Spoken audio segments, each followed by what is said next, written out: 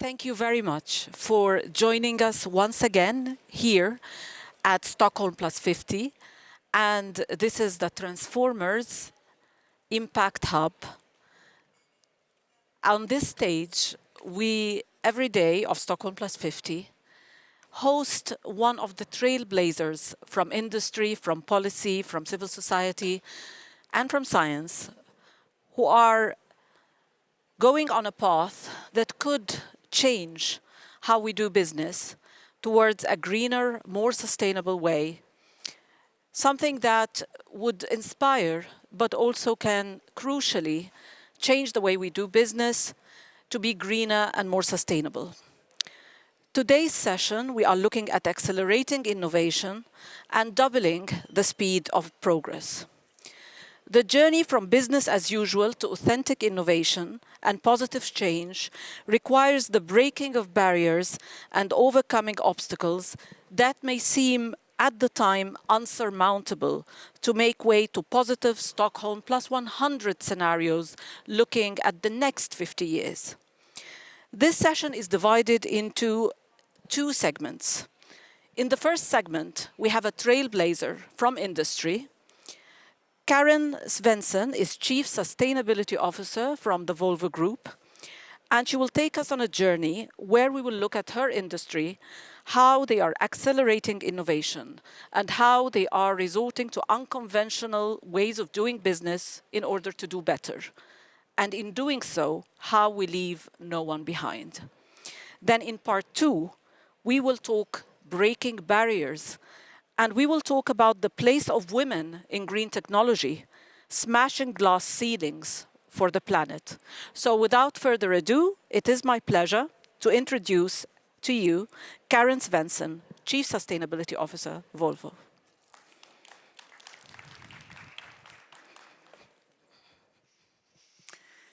Thank you so much.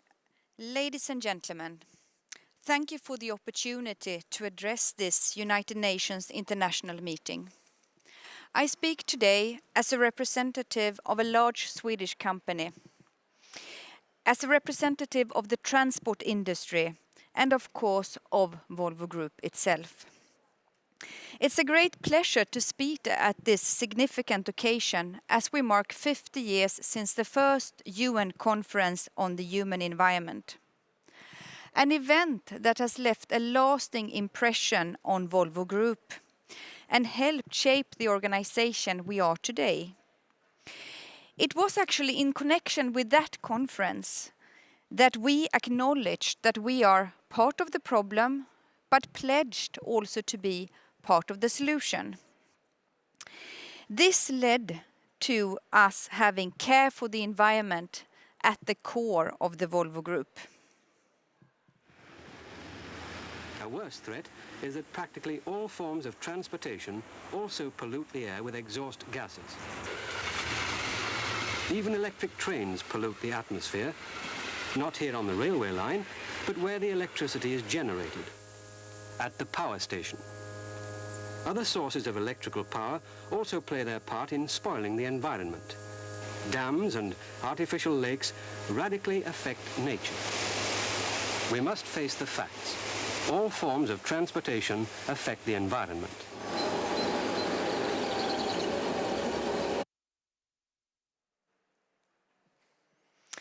The last few years have been challenging for all of us. We must, however, take a step back from this for a brief moment and consider the climate crisis.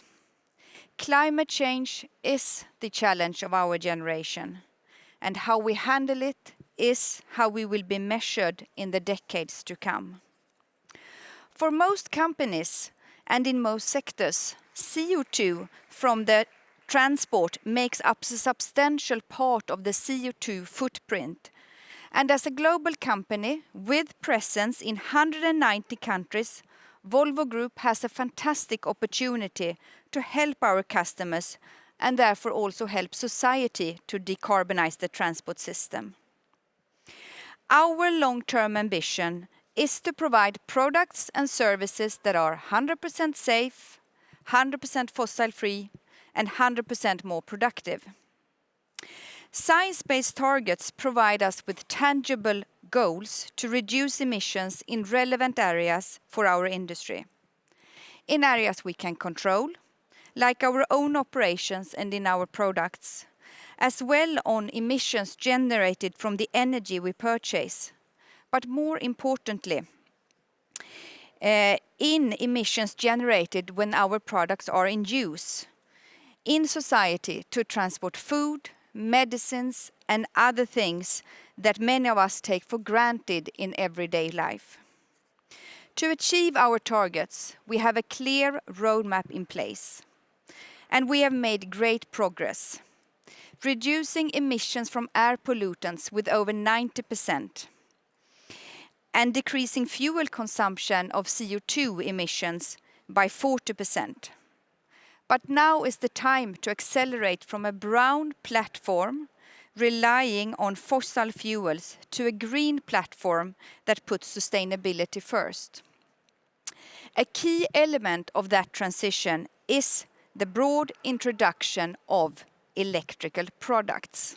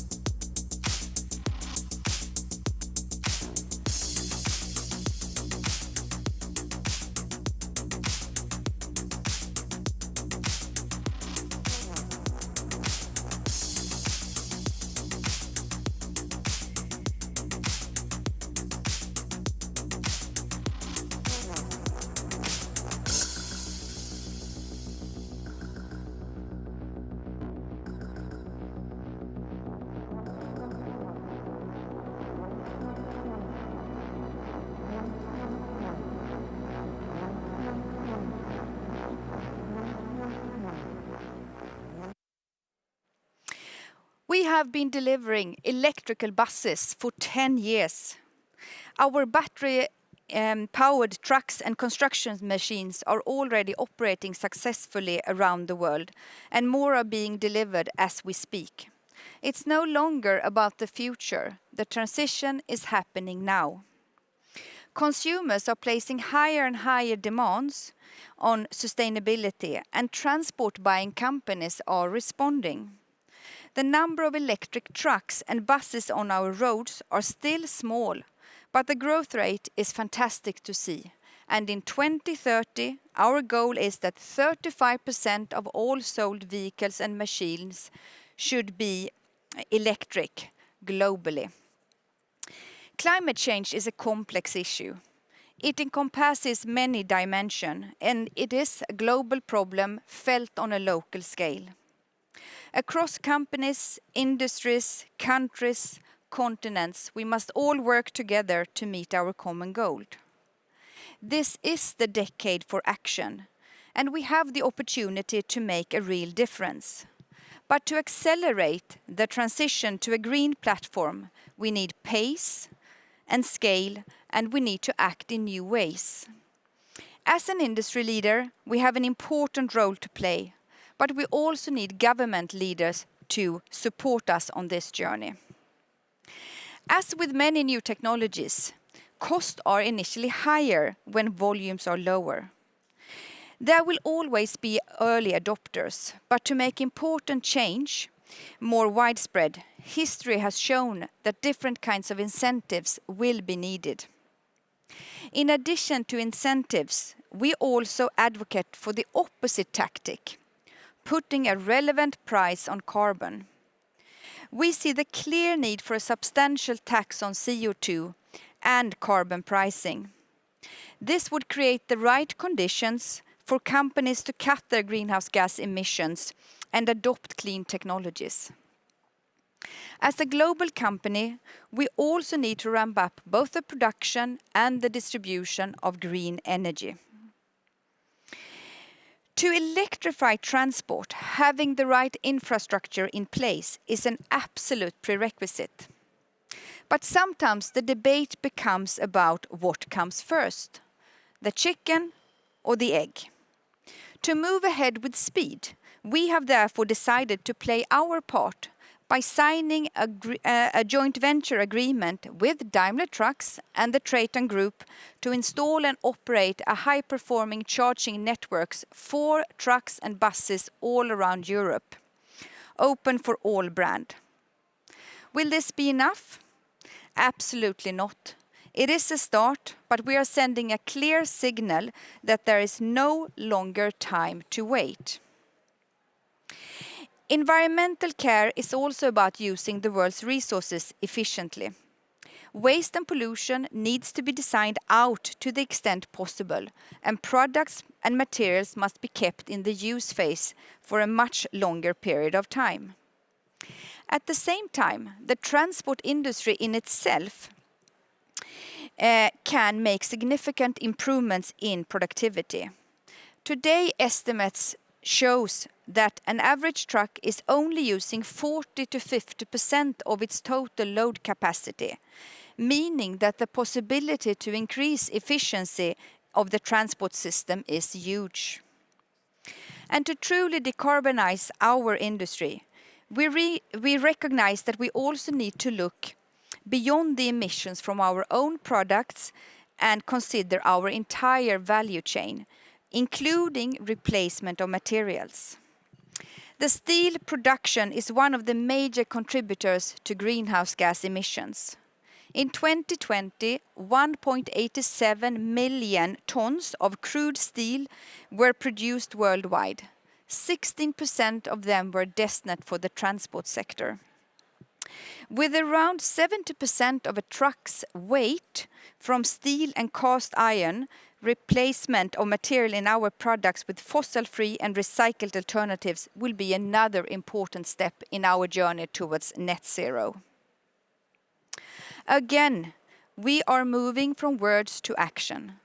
Last week, we announced that we will start using fossil-free steel in our electric trucks. And just 2 days ago, here in Stockholm, we handed over the first articulated hauler built in fossil-free steel to a customer. This demonstrates how we can go from a prototype to customer availability in just 9 months. Volvo Group is one of the founding members of the First Movers Coalition. This again demonstrates our drive to create market demand for low and zero emission alternatives.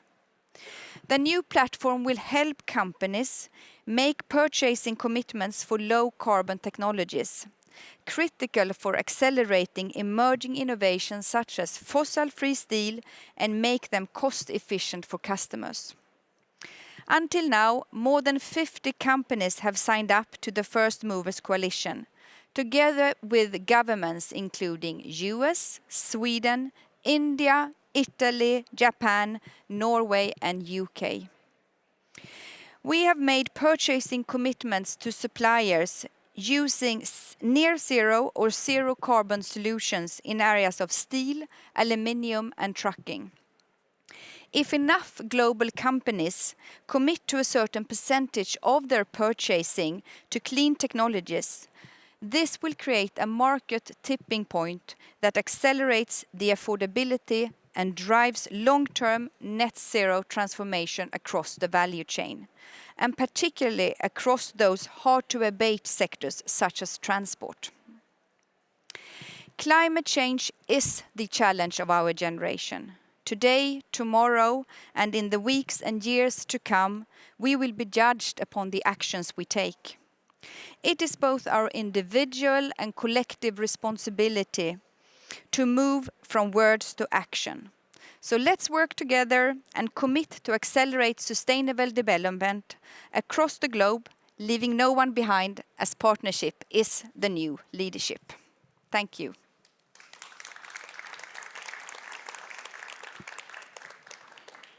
Thank you very much indeed, Karin. Would you take a seat? Sure. I still have questions to ask. So, I wanted to know, I mean, this is an amazing opportunity, and I'll go off script just a little bit. Okay.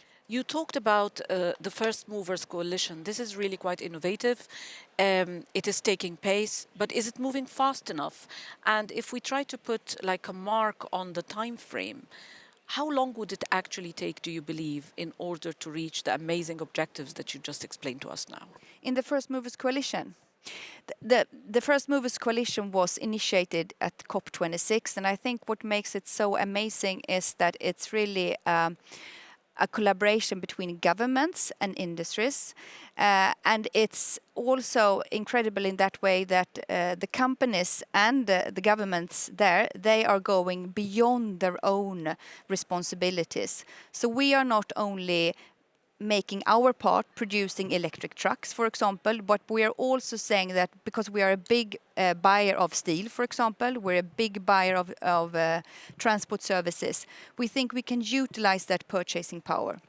And of course, it will take time, but we need to start somewhere.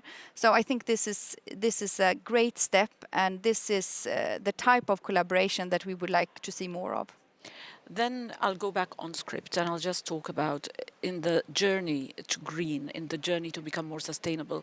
What do you think for both big corporations and even smaller corporations, what would be the biggest challenges? And they differ, don't they, between like a global company and something that's a bit smaller, because we'll come back to that later when we talk about, gender and the developing world, and you talked about how to leave no one behind. So in your view, from a global company's point of view first, what are the big challenges? I think the big challenges for us is that we are present in 190 markets. Our goals are global, so of course we want to make sure that we can do this decarbonization journey everywhere, maybe not at the same time. We usually say that we need to go market by market, region by region, and segment or transport mission by transport mission really to do this. I think for large corporations ours, there are lots of opportunities in that way that we can utilize our global presence. The challenges might then just be that things are moving differently quickly in different parts of the world, and the prerequisites that needs to be in place looks quite differently in different parts of the world. For example, we are it's very important for us with certain things that needs to be in place, like infrastructure, for example, and of course that looks very different. The renewable energy, very, very important for us to be in place. And then, of course, also what I mentioned in my speech here, that we think that many of these technologies, they are a little bit more expensive to start with, so incentives. So of course we need to, as a big organization having customers all over the world, we need to adapt to the different prerequisites around the world. We heard yesterday from also industry leaders, maybe in other sectors, and one of the things we heard was a call for a harmonization across the world of certain policies or certain trends in order to facilitate the move to a greener kind of path. Is this something that you would encourage? And you find useful? Of course, it would make things a little bit easier for us. If things look the same all over the world, then of course we're pretty used to the fact that things look differently. But take a thing like a carbon pricing, for example. I think that's a thing that's important to look upon on a global scale. But there are, of course, also other policy areas where it's important that the world moves in the same pace. Then I'll move to the word opportunity, and maybe I'll take a bit of a different take on it. When large corporations go green and they operate in different parts of the world, do you feel that you offer opportunities to smaller businesses, local businesses, to do better as well? I definitely think so. And I ended with saying that partnership is the new leadership. Some years ago, we could develop a truck. We could do it ourselves. We developed great trucks. We put them on the market, on the road, and off they went. Today, there are so many things that needs to happen in order for us to be successful. And one of the things that we have been working a lot with the last years is really the small companies, having small and medium-sized companies working together with us. So we think that there is a need to create a whole new ecosystem in order to be successful. And that goes for big organizations, small organizations, but it also goes for us working together with governments and other stakeholders. So I think partnerships and collaboration, and then I'm not talking about us setting demands, but us truly working together with other stakeholders is going to be key for us to be successful. And of course, being a big company, we could sometimes be a little bit slow, and then we can learn from the smaller companies in that respect. You mentioned several times, and I did too, leaving no one behind as a prerequisite. Do you think by doing what you're doing now, I like the concept of partnership is the new leadership, because then it's calling for more leaders. Maybe if each one of us is more accountable and more empowered, then we can all be better leaders. So in that sense, is that one of the tactics or one of the strategies you have in terms of creating these partnerships with different types of companies in different parts of the world, different sizes, to create the economic system or the action that is required, the environment that is required to leave no one behind, perhaps? Yeah, and I think that the challenges are so big right now, and that's also a reason why we need to work in partnerships. And of course, in our business, it's important to work close to the customers. So we need to have partnerships in the regions where we want to do things. Then it's going to take a little bit longer in certain parts of the world than in other parts. We talked innovation, and you've just launched, like everyone know now, the carbon-free steel products that you are putting out in the market. And you talked about, the great opportunities that come with this innovation. How challenging is it, or how much of an opportunity is it to really keep innovation at the heart of what you do? What does it take to just keep this vision and also to have the courage? Because when you innovate, sometimes you also take risk, don't you? Definitely.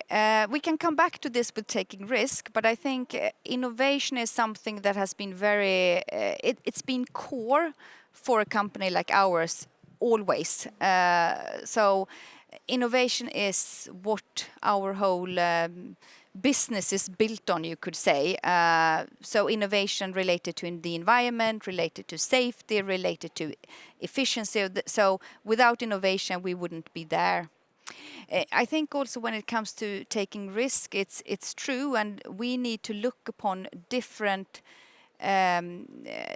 paths, of course. So we cannot just put all our eggs into one basket. We need to have different technologies for the future. I think now we are more sure about how we think the future will look like, but of course taking risk is part of the game. And taking risk is not only about innovation, but taking risk is also related to other areas, like, for example, when we talk about the whole system around for example, electric trucks. So when we talk about the charging infrastructure. And here, once again, we need the partnerships because we need to take risk together. That's also something we feel very strongly about. I like that. And taking risk, I guess it is part of life, but it's also a science, how you take risk and how you forecast and how you look into the future. And the hope is that in developing the cooperation frameworks that we do and working across the world, and I think maybe we'll talk about that in the next session a little bit, is to how to empower also the smaller industries who are part of the value chain, or to help safeguard a little bit the risk-taking in that area. Yeah. Now, you have projects all over the world, and this journey really is about trying to ensure that in the next few years we do deliver on the Sustainable Development Goals.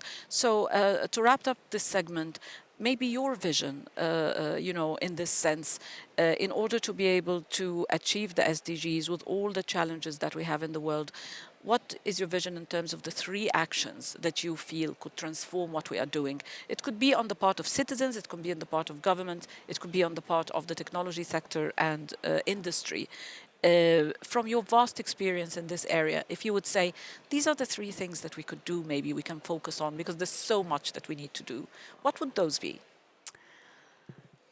From our perspective then I think that we definitely need to work much more on the collaboration. As I said, we think that partnership is crucial, so to find new ways of acting. And that could be unconventional ways of acting. We have, for example, we are now working together with our competitors in certain areas. As I mentioned, we are working together with Daimler Trucks and the Traton Group to build charging infrastructure. I think that's something we wouldn't have thought of some years ago, but because of the challenges being so big, we need to find new ways of cooperating. The other two things I think that we need to work on is scale. We need to have these solutions much more common. So we need to see much more of electric trucks, if I take that as an example on the road, which is also part of the solution for some of the less developed countries. If scale goes up, the cost will go down. And then, of course, pace. We need to be much, much quicker in what we do, and we need to dare to take action and not only talk. You know, I'll have to ask you this now. You decided to go to Daimler and to work with them, and they are one of your biggest competitors in the market. What were you thinking? How did that happen, and how did that conversation go? I wasn't actually part of that discussion, but I think that large challenges requires new ways of working, and of course we will compete on the market every day. But here we have something that is a crucial prerequisite for both us and the Daimler and the Traton Group, and then we felt that this is a good way to go forward. And what do you aim to achieve together?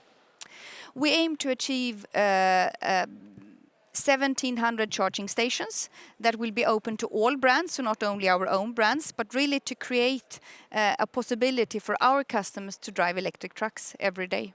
This is an amazing thing that competitors come together to build something that would help the planet and help people. So well done for that. Now, we are not through yet. I want to call upon Kuki Pirignani.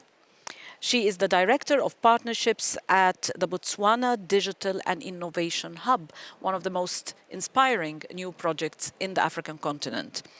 It's also my pleasure to invite Dr. Trista Patterson, Director of Gaming Sustainability at Microsoft, to join us. Trista, please come right up. And this is a session that's very close to my heart, and I think it's very, very important, and I'm sure you would share that with us, this thought. We are talking about smashing glass ceilings. We are talking about women leaders in the area of sustainability. And I'll just share with you just a few thoughts from the last climate COP. Trista, welcome. Hi. So, at the COP26 Climate Summit, the leaders of Estonia, and we are really pleased to have the Estonian delegation here, Tanzania and Bangladesh, were the first to sign the Glasgow Women Leadership Statement, calling for countries to support the leadership of women on climate action at all levels of society and politics. Yet, these three women comprised nearly a third of all female leaders at the conference, out of 140 heads of delegation. Countries, including the UK, Canada, and the US, pledged to further integrate gender into the climate finance arrangements. While the pledges reflect a growing awareness of gender-responsive finance, which promises gender equality, the amount of money so far mobilized falls well short of what is needed around the world. And just out of interest, a 2019 study found that, for example, national parliaments with more women pass more stringent climate policies, and that access to quality education, gender-responsive policy measurements, and laws against gender discrimination will set a pathway to gender parity in not only climate leadership, but sustainability leadership. So I will really take the opportunity of having the three of you here, and thank you so much for joining us, to talk a little bit business about sustainability and what you do, which is crucial. Your position in the world, the work that you do is so important, but also maybe to touch, as we talk about that, a little bit about the journey of being a woman from different parts of the world, in that space. Talking about me, I've been in diplomacy, international diplomacy for so many years, and sometimes I feel frustrated talking about gender because it's not about me being a woman, it's about what I do. So let me start by asking you about what you do, right? And about how you're changing the world from your place in the world. And this is not just talking about corporate here, but it's talking about you and about your journey, and about who you are and what you bring. So you can feel free maybe to take off the corporate hat for a few minutes, and then you can put it back on, and it's entirely up to you when and how you do that. So I will start by asking just a few quite off-the-cuff questions. And Cookie, I want to start with you.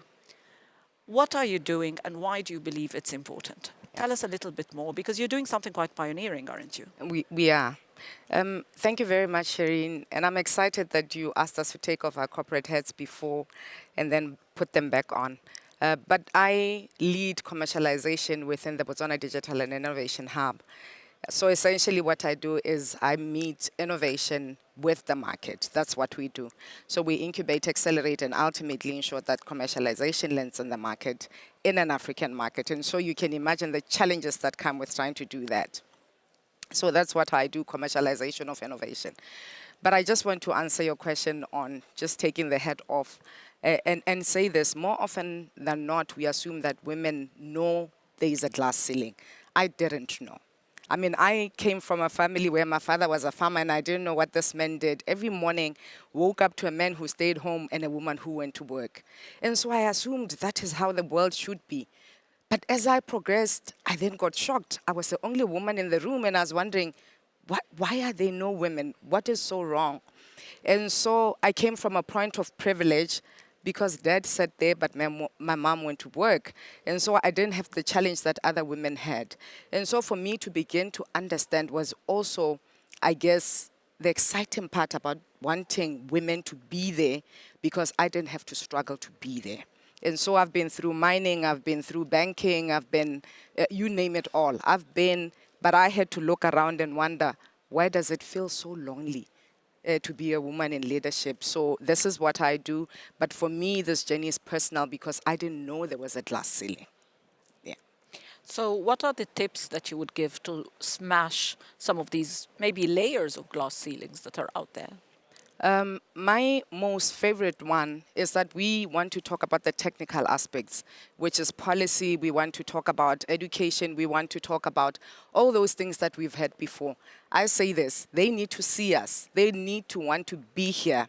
And so networking for women, for me, is more than any policy, any education.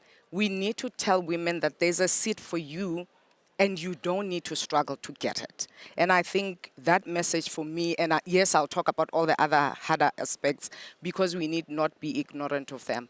But it's important that we are role models, we are mentors, but most importantly, show people that it can be done and you don't need to even be aware of that glass ceiling. Yeah.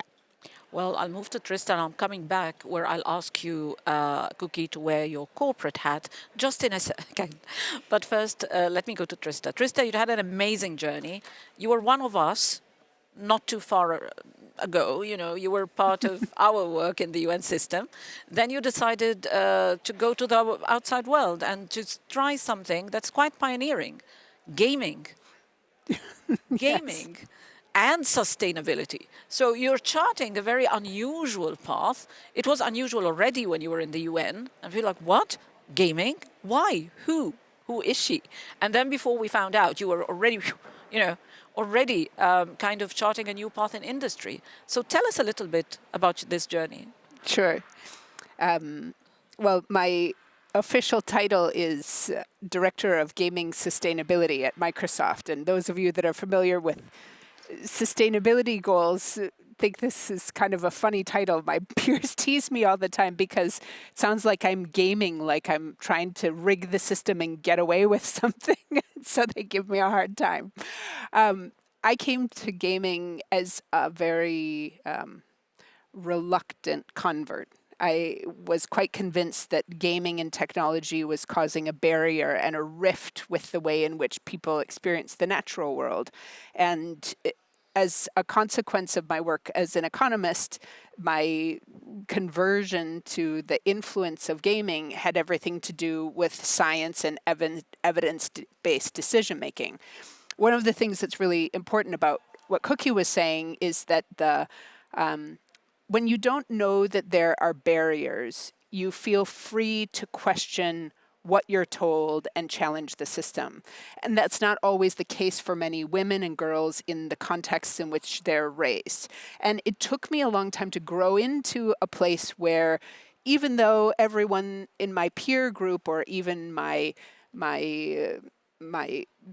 discipline didn't believe that gaming could be something valid and create change and also create positive change, it took me a long time to actually grow into a place where I felt confident to advance the concept, even though I was getting an enormous pushback at the time. Do you game?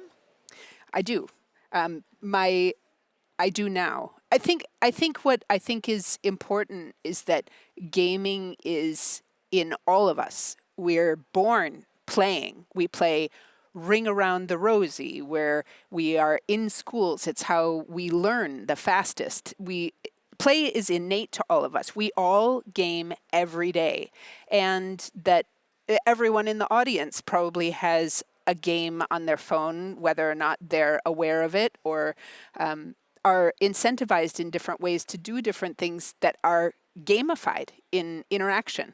So there's many ways in which gaming comes into our lives that we don't necessarily recognize it. It's one thing if you purchase a big console and put it in your room, but it's another thing when you're encountering gaming on an everyday basis, and that's actually part of the way in which you interact with culture and your peers and your friends, COVID being a great example of how people establish social bonds and now communities also that are very interested in sustainability and environment by gaming. Well, I'll go back to Karen for a second and then I'll come back. And Karen, you are on the top of your game in the sustainability business at Volvo, one of the biggest companies in the world.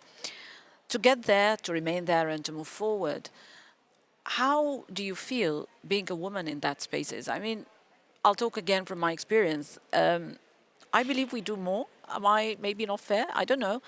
I'm a daughter. I'm a mother. I'm a wife. I do try my best, not always very well, to put food on the table while I still have to deliver this big thing. And I still have to go and get that thing done. In terms of your journey, there is that. But then did you feel also in some way any kind of like, it would have been easier if I were a man, or not really, not in this day and age? Maybe we don't go through that in certain parts of the world.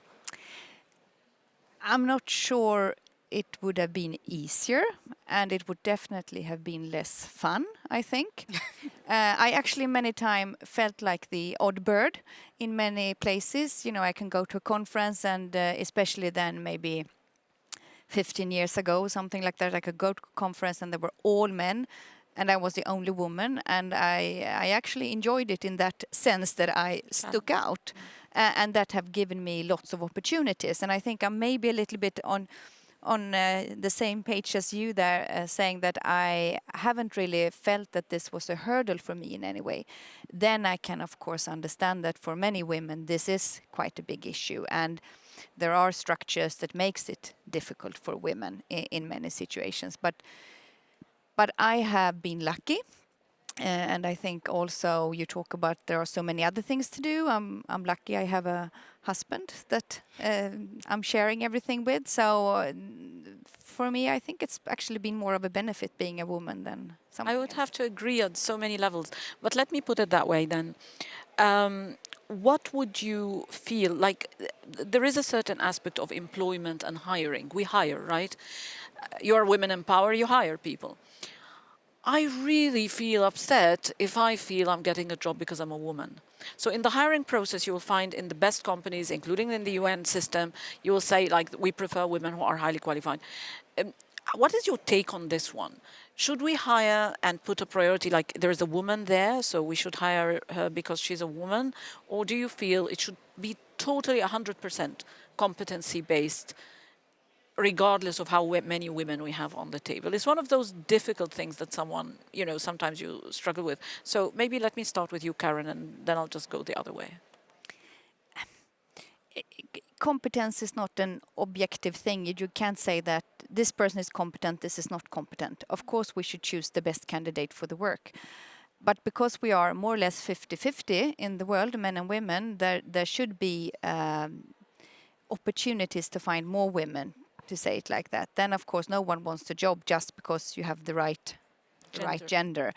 But I think also there could sometimes be good to look upon competence in a broader sense than what we normally do, and that could give us more candidates that are women, and that will also give us a larger base to recruit from. So empower society, empower being, good at what you do, and try to have like an open mind when it comes to, how we look at employment and recruitment. Trista, maybe your views on that, and maybe your own experience in this. Let's see. One thing, I agree that competence first and foremost it should be the predominant factor. There's no question about that. And certainly in many, many cases, I know so many professional women that are hands down the best candidate for the job. One thing that is oftentimes not considered in this question has to do with the systemic bias that exists in the system. And bias exists in all of us based on the culture in which we're raised, the people in which we are around, the conversations we have. Some of that bias we can be aware of and we can control it. We can take trainings and we can learn to do things differently.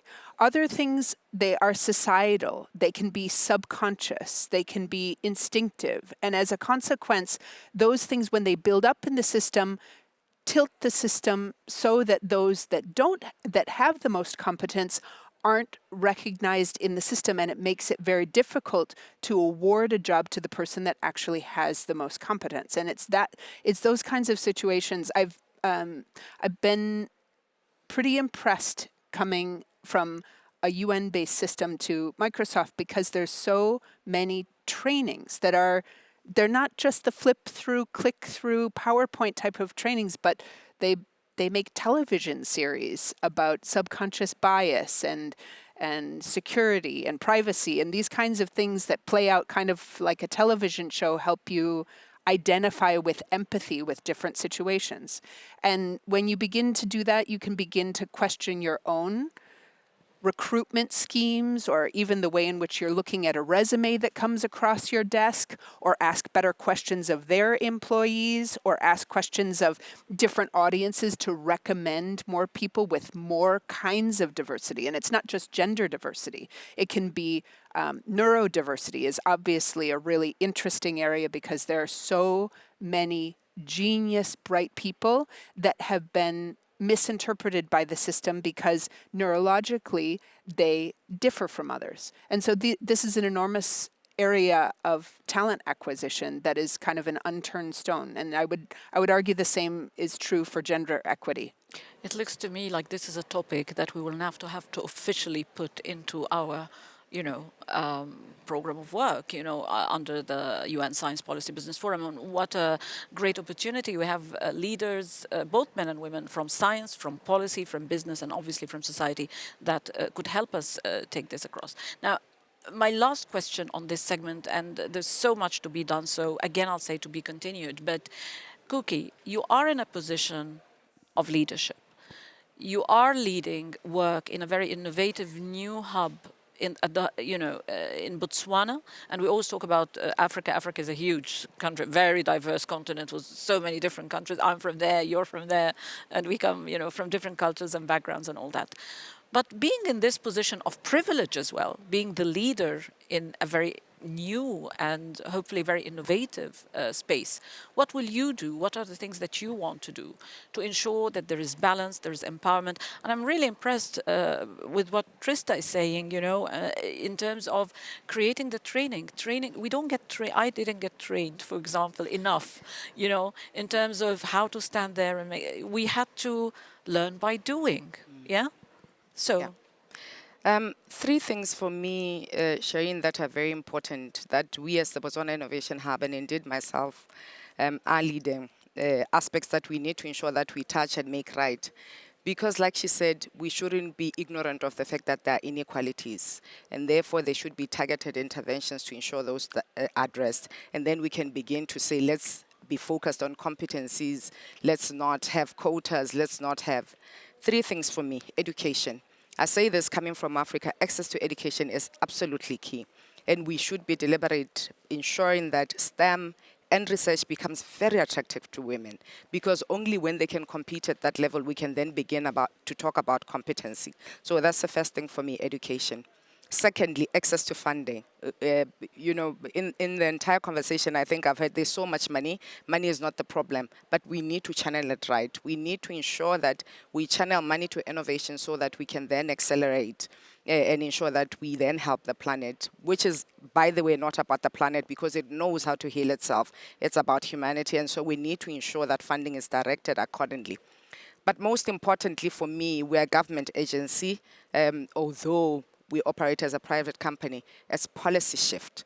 And policy shift for me is in two folds: ensuring that we have the right policies to address equality, but secondly, to ensure that there are more women participating in policy making. Because we can only get there if we have equal representation in terms of thoughts and views, in terms of policy development. So for me, absolutely critical. If we can do those three, which we are lobbying for. And fortunate enough, Botswana has developed the new smart board strategy, which we adopted in 2020, that talks about leaving no one behind, is talking about innovation and technology, is talking about also transitioning into a knowledge economy. And so as facilitators or as an agency that then lobbies for the entire ecosystem to rally behind that, I think those are the areas that we will champion and indeed as a leader speak so loudly about, to ensure that we get to a point where we can then talk about equality, and then we will see innovation and technology will no longer recognize gender. Thank you very much. I'm thanking the three of you very much, Karen, Trista, and Cookie, but we're not done just yet. I would like to end this session, and I promise everyone that this is not only to be continued, but I think this is the beginning of, at least within the context of the forum, taking this up and trying to really address it from a point of power. We have so many women in power, but this is not only just about women. This is about gender. This is about justice. This is about equality. And I think we all have a role to play. And I think we are strong enough to do it and to make things happen. But let me invite Salma Bishbish. And Salma is from Algeria. She represents the youth of the world. She's been nominated by the youth groups here at the United Nations. And she will share with us her take on Stockholm+50 so far. She will say something about climate finance, I imagine, because it's one of her passions. And she's a voice for the future. And it is their world, and we just live in it. So please, Salma, take it away. Right, so am I audible? All right, awesome. Thank you so much. So, hello everyone. This is Selma Bishbish. I'm from Algeria. Well, I'm actually speaking on behalf of of the major group of children and youth and my organization, maybe Together for Blue and Green. Well, basically, I'm gonna kick this off by saying, traveling from all over the world and then drafting recommendations and policies and interventions till 4 a.m., then having strikes, then saying all one word, planet for all, then just being exhausted from all of that was all made for a reason, which is making the Stockholm event all successful. And we're all insisting on one thing. Well, yes, we want to see recommendations turned into real actions. And yes, we want to see every single work we have crammed the night for being implemented and seen on the ground. We would love to see youth being more empowered and seen as current leaders before future ones. We want to see new, green, and blue programs that we have already highlighted before in the leadership dialogues, both online and offline. Of course, we will not neglect any of the work that we had before that, which was months ago, preparing for this big days, I would say, big days. having us more involved and trusted the ideas, trusting the ideas and the projects we are trying to bring to the floor, especially that we are insisting on what we're insisting on is a new world that will not only that we will not only be the leaders for, but also for the upcoming generations who are expecting us to do a lot for them. We need new opportunities in the regions, and this was highlighted a lot, especially when having this side events in here, where we talked about why having sometimes the global not, but like having the global south neglected and excluded from such opportunities where we're not having their voice heard all time. We want to have more cooperations between the global south and the global north. And we hope we will be more trusted on leading this cooperation as youth. As I said before, and as I'm going to always insist on, we will be creating the new UN that is all led by youth. With our energy, with our being crazy and just being youth and doing our thing, because we know that we are on the ground and we're seeing what is lacking and we're just acting more than speaking and making promises. So it's us who know what is happening, and it's us who knows what's the perfect solution for this planet. We want to see people from countries of wars and crisis always remembered, which is something that we have highlighted before in the side events that I'm so thankful that I have been trusted to lead and to organize under the Human Rights Working Group of Yongo. And the fact that seeing everyone, both from the global north and the global south, talking and insisting how we can help as support, as youth, how can we support and how we can just bring more change to these communities, especially activists who are struggling more than us when advocating for climate change. So I would love to end it as saying we are worth it to trust and to give us the floor to show you what we got, because we are the ones fighting on the ground and know the challenges that are affecting humans the most. And again, empowering youth is the best investment any government can ever make. And this was highlighted not only here, and this is not a message that I'm sending in here, but everyone is insisting on, and we will be building that future that we are aiming for. Thank you so much. I hope Thank it you was very much, Salma. That's very strong words, and a lot of leadership, and go girl. So I am way beyond time, but I think you've got this. So, and I'm sure you'll have lots of support from all of us as you go on your journey. Maybe I can take one question from the floor. Okay, let's go over there. Gubin? I think we'll need to give him the microphone. Shireen, while the microphone is moving around, I thought that it was important to remind the audience that there's 600 million adolescent girls in the world, and over a quarter of them do not attend school.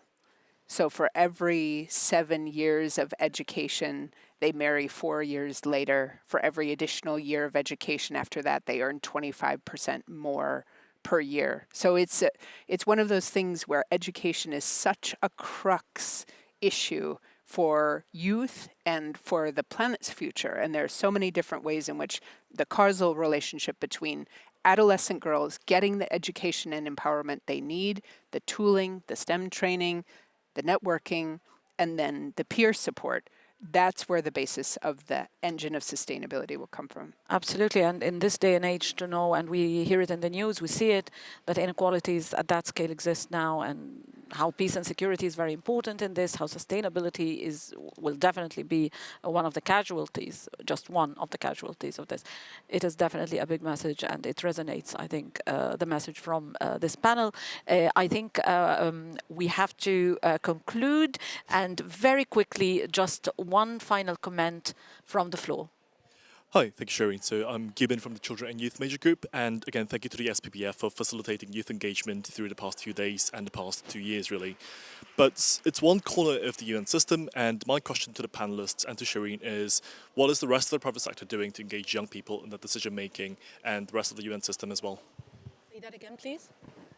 So what's the rest of the private sector and the UN system doing to engage young people, not just the SPPF?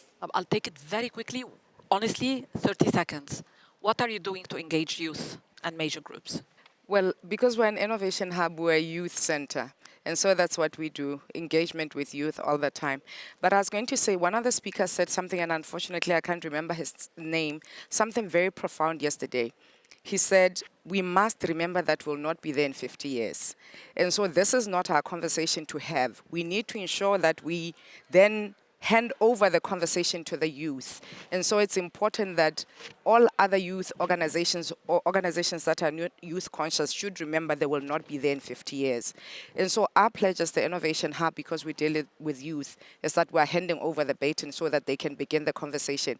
And so we are asking them to ask us to tell us what they want, and that is our commitment. And you can come back to us. We are here as well. We have access to them. Just come back to us. We will facilitate that. Trista, 30 seconds, quickly. They are, see, they, yeah.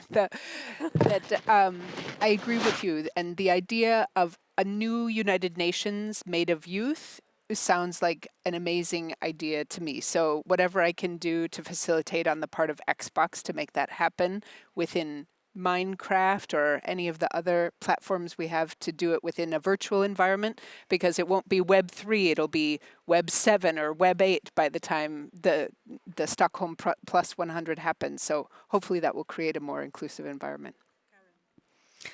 Yeah, I'll end with what I ended for before, that partnership is the new leadership, meaning that we will have to work together with all groups in society, including youth. Yeah, that's amazing, and that's actually what we're looking for as well. Having just corporations with the Global South and the Global North, having no one neglected, that's actually what we're insisting on the most. People of crisis, people of countries of crisis and countries of force, and everyone who are struggling and having troubles and having their voice heard. We need all to be for them, and then we will take it to actions, because to be honest, we're all sick of words, we're sick of promises, and we want to see things on the ground, and that's what we are aiming for, starting from the scope. Thank you so much. Have a great afternoon, and let's look forward to working towards Stockholm+100. Many thanks. Thank you. Thank you.